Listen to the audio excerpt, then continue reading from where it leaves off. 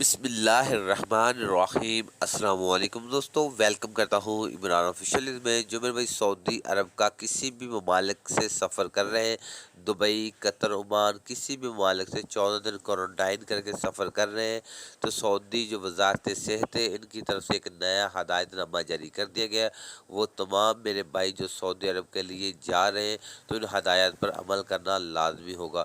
بہت سے جو میرے بھائی جا رہے ہیں سعودی عرب کے لیے، اور وہ ان کے ایک ہی سوال ہوتا ہے کہ ہماری جو پاکستان سے جو دونوں ویکسین کی خوراکیں لی ہوئی صحتی ایپ پر اس کی اپڈیٹ نہیں ہو رہی، تو اس کی وجہ سامنے آ گئی۔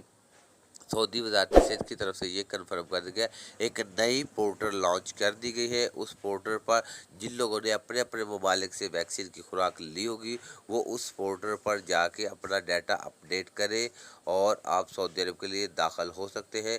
یہ صرف ان لوگوں کے لیے پورٹل ہے جن لوگوں نے اپنے اپنے ممالک سے ویکسینیشن کا جو عمل پورا کیا ہوگا۔ تو جو بھی میرے بھائی سعودی عرب کے لیے جا رہے ہیں کسی بھی ممالک سے، تو سب سے پہلے 14 دن کوارنٹائن کر کے آپ کو 72 گھنٹے PCR ٹیسٹ کروانا ہوگا، اور بعد میں آپ کو مخدوم جو پورٹل ہے اس پر اپنا ڈیٹا اپڈیٹ کرنا پڑے گا، تو آپ سعودی عرب میں داخل ہو سکتے ہیں۔ آپ کو کوئی بھی مسئلہ نہیں بن سکتا۔ یہ سعودی وزارت صحت کی طرف سے نئی ہدایات جاری کر دی گئی۔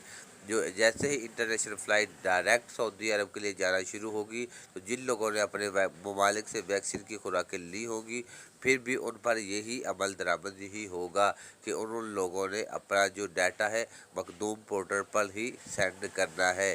تو جن لوگوں نے سعودی عرب میں رہ کر ویکسینیشن پوری کی ہے وہ صحتی ایپ پہ اپنا ڈیٹا سینڈ کر رہے ہیں۔ تو اگر ویڈیو اچھی لگی ہو تو ویڈیو کو لائک اور چینل کو